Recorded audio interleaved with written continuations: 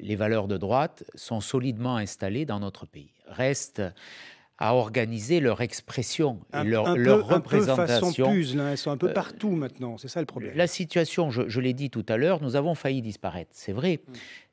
Aujourd'hui, nous sommes debout, nous sommes indépendants, nous sommes libres, nous avons un groupe de 100 députés à l'Assemblée nationale, nous venons de gagner 17 sièges au Sénat, nous avons une majorité très solide. Alors, vous pourrez me dire que c'est un mode de scrutin qui est décalé sur des élections de 2014, mais si les élections sénatoriales avaient eu lieu au printemps, je ne suis pas sûr que nous ayons obtenu le même résultat. Nous avons un réseau d'élus locaux extrêmement puissant.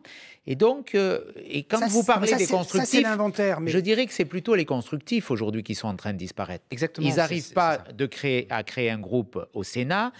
À l'Assemblée nationale, ils n'ont aucune expression, aucune utilité. Ils ne servent pas à la majorité. J'ai l'impression que la majorité les a utilisés pour nous déstabiliser. Quelle est la plus-value de M. Solaire, de M. Le Maire, de M. Philippe ou de M. Darmanin?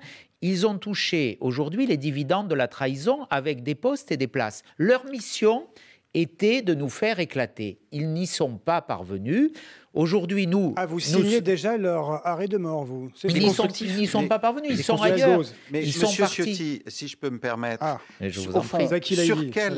Sur quel sujet, aujourd'hui, avez-vous une différence essentielle avec le gouvernement? Puisque, sur le plan économique, vous avez peu de divergences. Sur le plan social, vous allez voter la loi Pénicaud, qui est quand même un résultat politique dont vous ne pouvez pas nier l'importance. Donc, moi, je vous pose très simplement la question.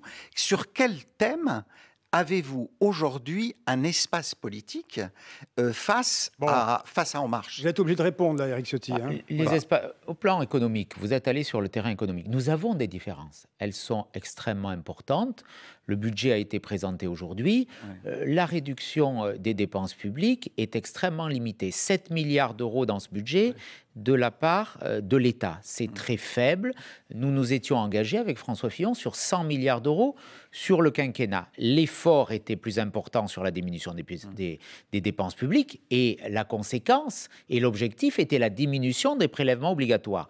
Il y aura très peu de diminution de prélèvements obligatoires. Il y aura l'augmentation de la fiscalité et là, c'est plus qu'une différence. 21 milliards d'euros d'augmentation de la CSG, on ne peut pas dire qu'on approuvera cette mesure. Sur les ordonnances, bien sûr, on les votera, mais ce n'est pas la révolution copernicienne qu'avait annoncé M. Macron. C'est la loi El Khomri, première version. Nous allions beaucoup plus loin dans le programme de François Fillon, sur les seuils sociaux notamment, qui ne sont pas supprimés, sur la primauté des accords d'entreprise. Donc, il n'y a rien sur les 35 heures pour l'instant. Il n'y a rien sur la réforme des retraites. On ne peut pas dire qu'il y a identité de vue. Sur les questions de sécurité et d'immigration, là, pour le coup, il y a des différences fondamentales. Et le texte à l'Assemblée nationale en est la preuve.